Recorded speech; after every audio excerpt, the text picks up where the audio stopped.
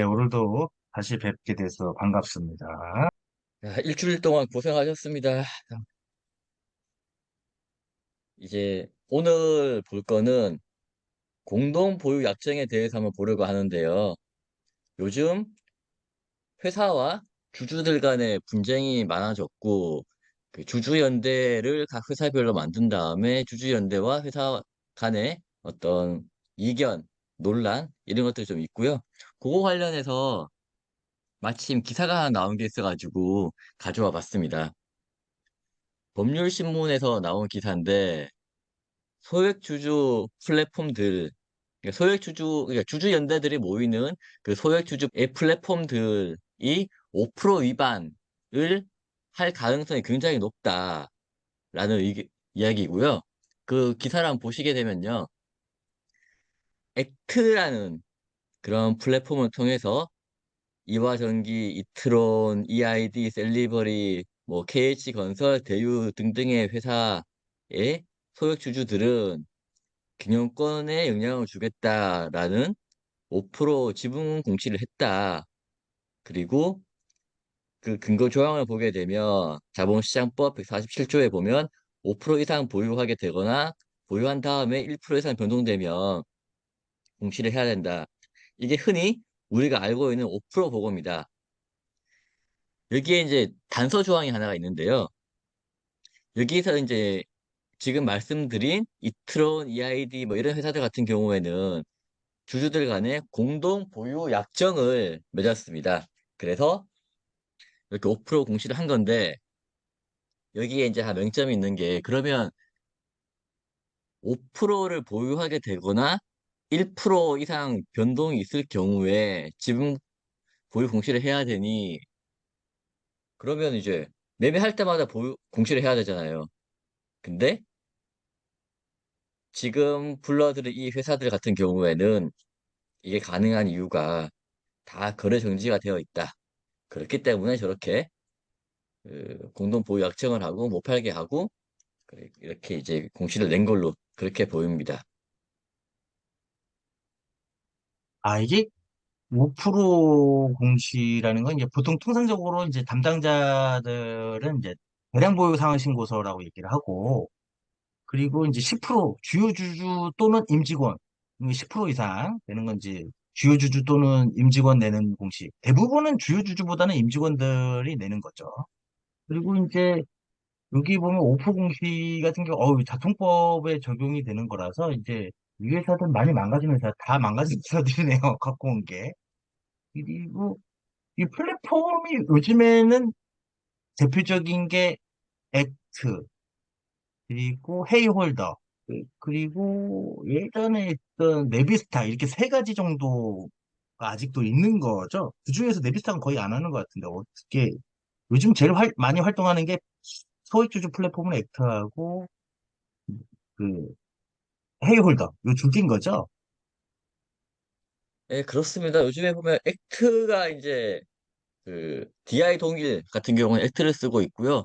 그 외에 아세아 제지 뭐 이런 쪽에서는 이제 헤이 홀더하고 같이 하는 것 같더라고요. 그 다음 페이지 한번 봐보시면 주식 등의 대량 보유 상황 보고에 대해서 나오는데 요거 이제 금감원 책에서 가져온 거고 법률 규정이고요. 5% 이상 보유하고 있다가 그 5% 이상 보유하게 되면 이렇게 공시를 해야 된다라는 내용이고 그 다음 페이지 한번 봐보시면 이게 헬릭 스미스 같은 경우에는 소액주주 연대에서 5% 보고를 어겼기 때문에 의결권을 5%까지만 인정을 했다. 그리고 그 주주들은 이거를 인정 못하겠다라고 해서 소송했는데 받아들여지지 않았던 그런 사례가 있습니다. 그 위에 한번 보시게 되면요. 다시 여기 보시게 되면 두 번째 단락을 보게 되면 경영권 분쟁이 발생을 하게 되면 사소한 법 위반까지도 다들 문제를 삼기 때문에 저렇게 5% 공시를 하지 않으면 5%를 넘어가는 모든 지분에 대한 의결권이 한 방에 날아가는 수도 있다라고 이야기를 하고 있고 과거에 이제 SM 엔터테인먼트하고 카카오 그리고 그 하이브, 하이브. 하이브 간에 있었던 그런 일들에 대해서도 지금 문제가 좀 되고 있는 걸로 이렇게 알고 있습니다. 이제 MGM 플러스 같은 경우에 주주들이 경영 참여를 위해서 공동보유 약정을 체결했는데 이렇게 할 수 있는 이유는 깔끔합니다. 거래가 안 되기 때문에 가능한 거고요. 이러다 보니 다음 페이지 보면 이제 DI 동일 같은 경우에 자기네들은 이 공동보유 약정은 무관하다. DI 아, 동일은 경영권에 영향을 줄 목적으로 하고 있지 않다라고 이야기를 하고 있습니다. 근데 이게 경영권 영향을 줄 목적이 아닌데 지금 그 임시주총 열어달라고 이야기를 했고 대신에 이제 회사하고 합의 봐가지고 취소한 상태거든요. 그 DI 어, 통일에서 이야기하는 것처럼 다 나온 회사들은 거래 정지이기 때문에 그래서 저렇게 공동보유 약정이 가능하지. 일반적으로 거래가 되고 있는 회사 같은 경우에는 공동보유 약정이 불가능하고 그러면 나중에 주총에 가면 문제가 될 수 있는 소지가 있다라고 저희는 판단을 하고 있습니다. 그랬더니 이제 다음 페이지 보시면 이제 DI 통일 의 주가인데요. 주가가 작년 7월 대비, 그러니까 올해 7월 대비 지금 현재 11월 상당히 뭐 한 만 원 정도 올랐으니까 30% 이상, 한 40% 정도 올랐다 보면 되겠네요. 그 DI 동일 같은 경우에 주주 활동을 진행을 하는 노랑오리님이 지난 7월 18일에 3프로TV에 출연했고, 그리고 그때를 기준으로 봤을 때 주가가 이만큼 오른 거고요. 오른쪽에 보시면 다른 분이 이제 블로그에 올린 글인데, 처음에 다 같이 이제 하고자 했던 분이 많은 분들이 팔고 나갔다라고 이야기를 하고 있습니다. 이게 주가 오르면 방법이 없습니다. 이거는요. 그렇기 때문에 공동보유 약정도 되게 힘들고, 만약에 공동보유 약정 했다고 치면 저렇게 주식을 안 팔았을 거냐? 그렇지 않을 거거든요. 누군가는 팔았을 거고, 그러면 5% 위반이 되고, 그러면 또 나중에 금감원 잡혀가야 되고, 이런 문제가 생깁니다.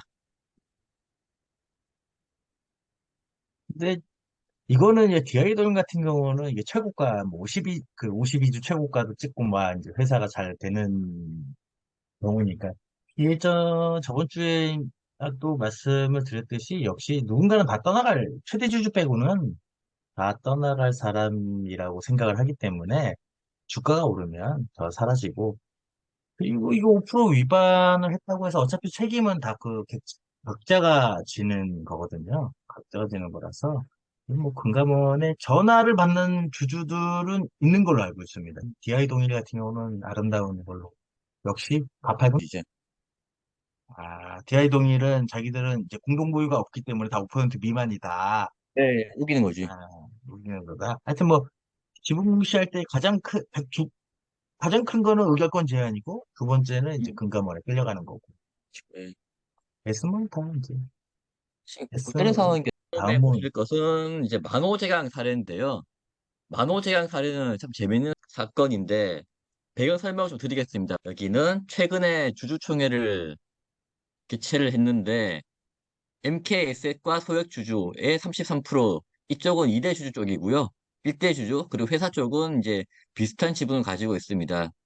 정기 주주총회에서 MK에셋 측의 주장에 의하면 MK에셋과 소액주주들이 더 많은 지분을 가지고 있었는데 5% 공시가 안 됐다는 이유로 주주권을 박탈당했고 의결권을 인정받지 못해가지고 그 주총에서 졌다라고 나오고 있고요.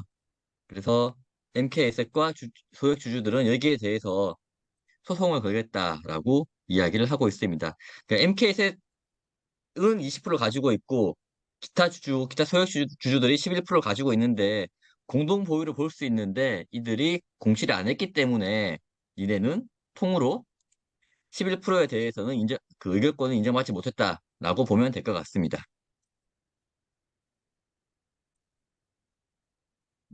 보통은 이 주주총회에서 이렇게 할 때 이제 4.5%씩, 4.9%씩 이제 갖고 있는 양반들이 실제 주주총회에는 직접 찾아옵니다. 이런 것들 때문에 괜히 이제 한 사람한테 의결권 위임장을 다 몰아주고 걷어오고 공적자가 걷어오면 상대방 방어자 입장에서는 회사 측 입장에서는 처음부터 니들 공시를 위반한 거 아니냐 공동 보유하고 니들끼리 서로 까고, 이건 뭐 서로 밀어주기 하고 의결권 같이 공동행사 하기로 해놓고선 공시를 안 낸 거 아니냐.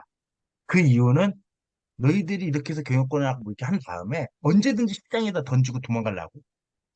공동보유를 하면 5% 공시를 넘어가니까 5% 공시를 해야 되고, 5% 공시를 하면 1% 이상의 변동, 총발행 주식수의 1% 이상만 변경이 되면 또 공시를 내야 되고, 언제 팔았고 얼마에 팔았다는 게 이제 보여지니까 그러려고 하는 거 아니냐. 그렇기 때문에 법 자체에서도 그걸 하게 되면 안 되니, 예, 이 의무 조항을 이제 법으로 명시를 해 놓은 거죠.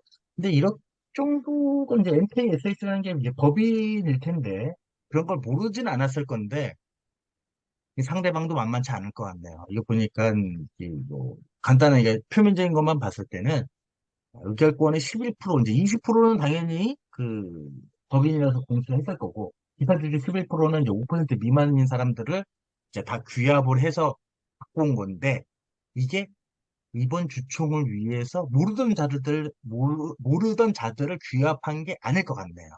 이게 액트란 팀 안에서 이게 여기가 이제 으쌰으쌰 한 거고 아마 등등들도 다 이제 캡처하고 했겠네요. 그러니까 그렇지 않고서는 뭐 쉽지 않은 상황일 거고 또 상자 이제 가로세전 거절을 받아가지고 좀 안 좋은 상황 거래 정지 참 괜찮은 회사 이익도 많이 나는 회사 같은데 배당을 계속했다라는 거 보면 괜찮은 좋은 회사 같은데 아쉽습니다. 다음 페이지 한번 봐보시면요. 요 페이지는 이제 MK에서 가지고 있다는 이야기고, 그러니까 15, 요 다음 페이지 봐주시면, 예, 15%의 주식이 모이면 새로운 주주 운동을 하겠다라고, 이게 헤이홀드에 올린 다른 회사입니다. MKS는 아니고 만호제형 회사 아닙니다. 다른 회사, 완전히 다른 회사인데요. 여기 보시게 되면 공지문인데, 주주분들, 우리는 헤이홀더를 통해서 지분 14.4%를 모아 놓고 있습니다. 그리고 주위 분들에게 알려주시고 주주들을 모아봅시다. 15%가 되면 다른 어떤 새로운 주주 운동을 전개하겠습니다. 이런 공시가 있으면 만약에 정말 15%를 어떤 식으로든 모아서 주총에 갔다. 이러면 이건 100% 5% 공시 위반으로 회사에서 그렇죠. 인정을 받지 못할 그런 가능성이 굉장히 큽니다. 이건요.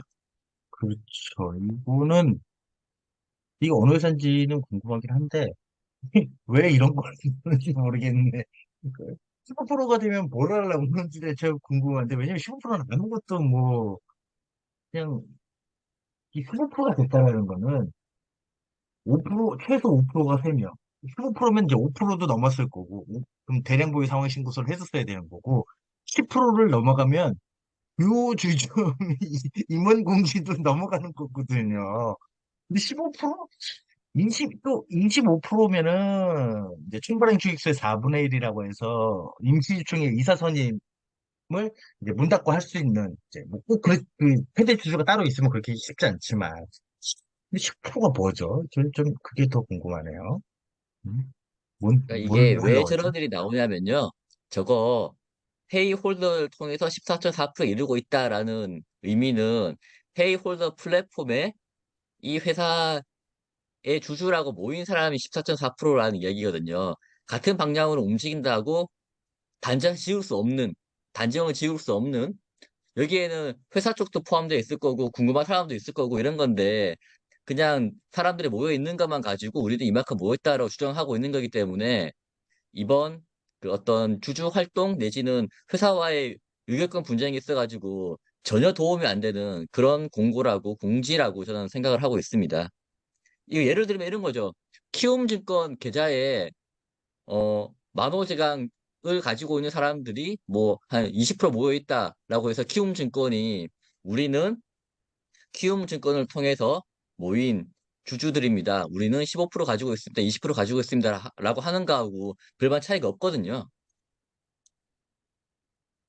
그러니까 이게 뭐 이 정말 헤이홀더 팀에서 이 헤이홀더 회사에서 자기들이 이 정도 우리 플랫폼 안에 이 14.4%라는 게 뭐 A라는 회사의 주주들이 우리 플랫폼에 가입돼 있고 그 가입되어 있는 사람들의 지수를 계산해 보니 14.4%라는 건데 그쵸? 더 많은 사람들 좀 왔으면 좋겠다. 이 광고를 하려고 하는 건지, 광고를 해서 이게 뭐 하지? 그 안에 그 15% 안에 그 각자의 이해관계와 잠깐 들어갔다 잠깐 빠지고, 이거 저도 이제 헤이 홀더를 이제 가입은 해봤는데, 아무 의미가 없는데, 하여튼, 제가 봤을 때는 이 단지 이 사람들이 이제 광고성, 찌라시다. 괜히 근데 이게 자기들 나중에 소액 주주를 대변하기 위한 소송의 대변인으로서는 이 사람들은 좀 문제 소지들을 사전에 많이 깔고 가는 것 같네요. 좀 패착들을 많이, 악표들을 많이 두면서 시작을 하고 있는 것 같아요. 그레이드가 그렇게 높지 않다. 네. 제 다음, 생각에는 저런 음, 공지가 올라오고 이래버리면 나중에 소송 가면 이것 때문에 못 이길 것 같은데. 이 양반들 왜 이러나. 그러니까 이거는 정말로 제가 봤을 때는 아, 그냥 광고를 하려고 하는 거 아닐까요? 이거 이제 너와 함께 요거 이게 다른 사람인 것 같은데 이건 이제 헤이홀더 팀인지 뭐 모르겠어요. 이 사람이 헤이홀더 사람이라면 이 내용은 진짜 광고. 요 회사 이게 아마 그 회사 주주위원회 뭐 거기 안에 있는 회사 그 홈페이지에 올린 거 광고를 한 것 같은데 그래서 지금 15% 바로 직전이다. 14.4%다. 조금만 더 하면 15%가 되고 15% 되면 이제 뭐 회사에다 내용 증명 보내가지고 뭐 할 수 있는 게 많지는 않지만 이제 뭐 자사주를 매입을 하든 아니면 뭐 주주 뭐 이익 배당을 하든 뭐 하자 아니면 뭐 신사업을 구상하자 뭐 이렇게 제안을 해보겠다 뭐 이런 건가? 예를 들면 아니면은 주주위원회에 한 명을 이사로 선임해라 아니 사회이사로 선임해라 감사로 선임해라 우리가 뭐 한 자리 해먹겠다 이 정체성이 하여튼 뭐 이 15%가 된다고 해도 이사 15% 사람들이 전부 다 위임해 주지는 않겠죠. 세 번째는 아까 처음에 나왔던 그 헨리 스미스 사건을 한번 볼 건데요. 올 초에 나온 뉴스입니다. 다음 페이지 보시면 이제 헨리 스미스 같은 경우에 올 초에 나왔던 뉴스고 소액 주주들 모였는데 우리 개미들이 모였는데 미리 공시를 하라고? 이게 5% 룰에 문제가 있는 거 아니냐 이런 내용이고요. 이제 우리 자세히 나와 있는 거 보면 소액 주주연대가 한 9% 정도 가지고 있는데 회사는 5%로 의결권을 제한했다. 이유는 공시를 안 했다라고 되어 있고 그리고 주주연대 쪽에서 추천을 한 사내이사 3명이 회사 자료를 공시되기 전에 외부로 유출해가지고 뭔 일 있었나 보죠. 그래서 내부 정보 이용 내지는 뭐 그런 걸로 해서 그 남부지방검찰청, 남부지검이 경제 관련된 업무를 하는 곳이라고 들었습니다. 조기 고발을 했다라는 거고, 그리고 여기 밑에 보시는 것처럼 아까 계속 이야기했던 공동보유자에 해당한다. 그래서 5%를 5% 룰을 위반했다라는 거고, 소액 주주들은 위임 한계 5%를 지금 적용을 받아야 되냐? 그건 아닌 것 같다라고 주장을 하지만 이미 구청에서는 인정받지 못했고 여기에 대해서는 법원 가가지고 CCBB를 가려야 된다라고 했는데 결과는 헬릭 스미스가 이겼습니다. 회사가 이겼습니다. 우선 이게 남부지방법원 예전에는 중앙지검에서 했었죠. 중앙지검에서 했었고 저도 이제 갔다 왔었습니다. 근데 제가 피고는 아니고 피의자는 아니었고 저는 이제 그 똘마니로 이제 자료들 이제 제출하러 이제 그런 거였고 지금은 다 남부지검으로 갔죠. 남부지검 그래도 아직도 중앙지검에서 하는 건 대기업들 주가 조작이나 바이오 대기업들은 중앙지검에서 아직도 하고 있는 걸로 알고 있고요. 통상적으로 다 남부지검에서 이제 하죠. 근데 우선 첫 번째로 소액주주 추천한 선임한 사내이사 3명이 있다라는 건 이전에 한번 뭐 경영권 분쟁이 한번 있어가지고 타협점으로 사내이사 3명을 뭐 앉힌 것 같아요. 하긴 이제 헨리 스미스가 이제 뭐 별명이 지옥으로 간 스미스거든요. 지옥으로 간 대장장이 스미스가 이제 대장장이니까. 뭐 예를 들면 프로인데 이 사람들은 프로인데 지금 까나리오 바이오 그쪽 사람들 다 지금 현재 구속되어 있는 상황이긴 한데 여튼 여기에서도 뭐 어, 핵심은 위임권을 받은 소액주주들 위임장을 받은 5%가 넘어가 위임장을 받는데 5%가 넘었다. 그거는 5%에 적용이 안 될 것 같아요. 솔직히 말씀드려서. 근데 여기서 말하는 8.9%가 진짜 소액이 아니다라고 보는 거죠. 원래부터 4.9, 4.9, 4.9 이런 식으로 니네 뭐 2%, 3% 원래 처음부터 주식 살 때부터 약정을 하고 산 사람들이다. 아니면 너희들 내부에서 이제 결정된 그 같이 공동 보유해서 의사결정 하나의 합치를 하겠다라는 약정이 보여지는 합리적 증거가 있다. 증빙과 또는 증거가 있다라고 보여지면 이제 공동 보유자라고 이제 판단하는 거죠. 단순 소액주주 의결권을 뭐 청구 서류를 통해서 이게 했다고 해서 이렇게 되지는 않을 것 같아요. 네. 그렇지는 않을 것 이게 이제 같습니다. 사례를 좀 보고 하니까 뭐 하는 이야기는 이게 헬릭 스미스 사건은 아니고요. 그 다른 회사 사건인데 그 회사에서 의결권 제한 이유가 뭐냐라고 이제 갔더니 소송 갔더니 1년 전에 니네 게시판에 올린 글이 하나 있다. 여기 보면 우리는 몇 프로를 들고 있는 같이 움직이는 사람들이지 않냐. 뭐 그런 글이 있어가지고 그걸 기준으로 해서 이제 소송도 걸고 의결권 제한을 했고 이렇게 했는데 그게 받아들여진 그런 사건이 아, 있었습니다. 그런 걸 따지고 보면 아까침에 그 해열더의 그 14점 뭐 15% 되면 뭐 하겠다는 거는 완전히 뭐라고 하죠? 자기 뭐라고 하냐? 빼박이라 그러죠. 그래, 자가당착? 너무, 예, 뭐, 전문 용어고, 뭐, 하여튼, 그런 거네요. 완전 그런 걸 왜 하는지 모르겠는데, 하여튼. 그래서, 여기는 항상 소송 많이 하잖아요. 헬릭 스미스 같은 경우는 소송을 엄청 많이 하는, 개인적으로 조금, 여기 이제, 사주 쪽, 이제 까나리오 바이오나, 아니면, 까나리오 M. 여기가 그 사주 쪽이 그거지 않습니까? 쌍용차, 쌍용차, 쌍용차. 그쪽들입니다, 다. 아름다운 것입니다. 개인적으로도 이제 좀 알고 있고, 그런 분들이라서 다 가신 걸로. 근데 요즘 들어서 이 오프레 룰이 좀 강력해졌네요. 이제 회사 측에 카드, 카드가 하나 더, 강력하게 이제 주주 명부와 더불어 5% 룰이 좀 강화돼가지고 회사 측에 좀 유리한 상황이겠네요. 회사 측은 항상 공시를 할 테니까. 그쵸? 경영권 분쟁이 예전보다 많아졌다고 봐야 되는 거죠. 그전에는 음. 경영권 분쟁이 있더라도 지분이 많지 않고 하니까 그냥 넘어가고요.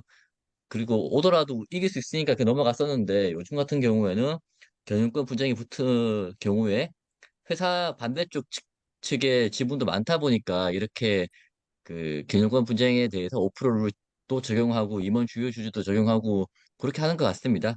다음은 이제 공동부역 약정 법에 대한 이야기인데요. 그 다음 페이지 보시면 이제 요거는 금감원 공시 안내 책자입니다. 거기 나와 있는 건데 어떤 주식을 어떻게 가지고 있는지에 대해서 세부적인 사항을 적어 놓은 거고요.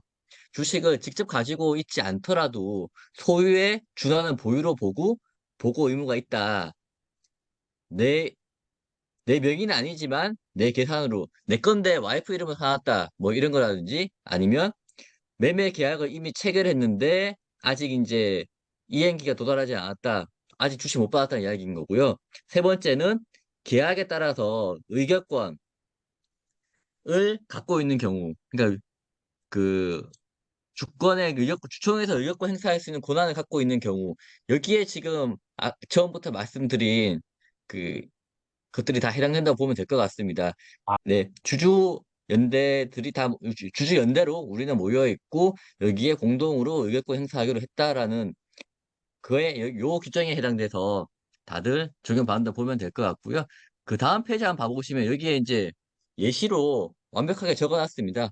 공동 보유 관계를 보는 사례라고 해서 특수관계인 아닌 A와 B가 서로 3%와 4% 가지고 있는데 같이 X사에 영향을 주기로 했다. 그거는 그러면 공동으로 X사의 경영에 영향을 주기 위한 행위라고 보고 5% 공시를 해야 된다라고 명확하게 나와 있는 거고요. 요것 때문에 아까 보셨던 디아 동일 같은 경우에 자기들은 경영에 영향을 주기 위한 행위가 아니다라고 주장을 하는 거고요. DI 동일은 좀 그나마 좀 생각이 있는 친구들인 거네요, 그럼. 앞에 예, 다른 준비를 그 애들보다. 준비를 좀 많이 하고 나온 걸로 저는 생각을 하고 있습니다. 그 다음 페이지 보면 이제 특수관계에 대해서 나오는데 본인 이외에도 배우자, 6촌 이내의 혈족, 4촌 이내의 인척, 양자의 생가의 직계 종소, 양자 뭐 이렇게 나와 있기 때문에 5% 공시에 들어가는 그 순간 그 사람들의 그 특수관계인들까지 모두 다 같이 공시를 해야 돼서 일반인들이 공시를 하는 건 불가능하다라고 보시면 될 것 같습니다.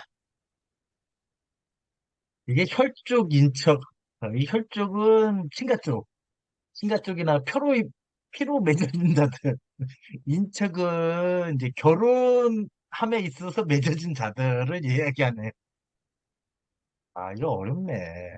이거 뭐 보통 양자와 사람은, 양자의 그 배우자 뭐 이렇게 돼 있으니까 저걸 어떻게 알아, 저걸. 양자 같은 경우는 이제 본인이, 양자라는 거는 이제 본인이 피로 맺어지진 않았지만, 이제 다식으로 입적한 사람이니까, 이제 양자는 알겠죠. 양자와 그 배우자는 이제 며느리, 그 정도까지는 알겠지. 근데 양가의 직계비속, 손자. 아, 배우자와 양가의 직계비속, 손자네, 손자. 양손자. 하여튼 뭐, 어렵네, 이건. 하여튼, 나하고 관계 있는 육촌. 근데 요즘에는 친척들과 그렇게 왕래를 많이 아직 하지는 않지 않나요? 하여튼, 육촌이 좀 뭔데? 육촌은 좀 뭔데? 이게 부릅사 정도가 돼야 육촌을 만나지. 배우들은 육촌 잘 안 만납니다. 어떻게 형님도 육촌 정도 만나시는지요? 가끔 보긴 하는데 제 사촌 동생들이 많잖아요. 이렇게 있을 음. 건데 그 뭐 안 본 예? 애들은 중학교, 고등학교 때 보고 안 봤어요. 만날 일이 없어요. 한 30년 넘게 안 본 그러니까, 겁니다, 우리. 그러니까, 사촌도 쉽지 않은데 육촌? 야, 이거는 하여튼, 자기는 뭐, 그런, 뭐, 일례로 들으면, 하여튼 그런 경우도 있다고 하더라고요. 갑자기 미국에 이민 간 육촌 형이 알고 봤더니 자기 회사 주식을 갖고 있더라.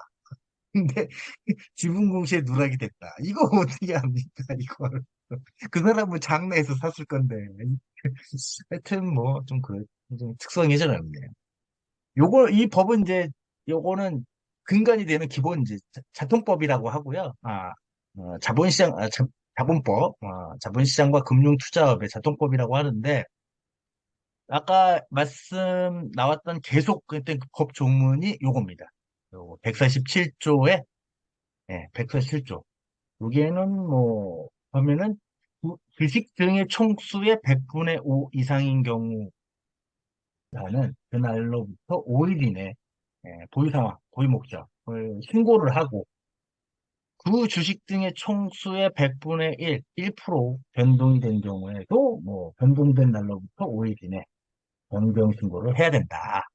뭐 요거는 보고한 자는 보유 목적, 주식 등에 관한 주요 계약. 보통 주요 계약은 그 주식담보 계약을 얘기하는데 아까 요 앞 사례들을 보면은 공동보유 계약을 연명복으로 써야 됩니다. 공동묘 전혀 친인척과 뭐 혈족과 인척이 아닌 자, 내 뭐 특수관계가 맺어지지 않는 자는 주요 계약, 공동보유 약정서 또는 연명부 연판장 같은 걸 만들어서 이런 누구누구 A, B, C, D는 뭐 주식 매출 뭐 주민등 쓰고 뭐 주소 쓰고 한 다음은 뭐 공동보유하기로 약정함, 뭐 이런 식으로 그런 경우에 금융위원회와 거래소 공시를 얘기하는 것이요. 보고해야 된다. 라는 거고요. 그 위반 사항은 가장 많이 하는 거짓을 보고하거나 뭐 이런 오를 초과하는 부분 중에 뭐 하는 것에 대해서는 이제 이렇게 한다. 요 아까 침해 법 뭐 신문이나 이게 나온 건 100분의 5를 초과하는 부분 중 위반본에 대해서 의결권의 행사에는 아니 되며 6개월이나 전에 위반본 처분을 명할 수 있다. 요거죠. 요 문구를 가지고 150조와 같이 147조와 150조를 가지고 이제 회사에서 방어 논리. 2008년이면 뭐, 꽤 됐네요. 네.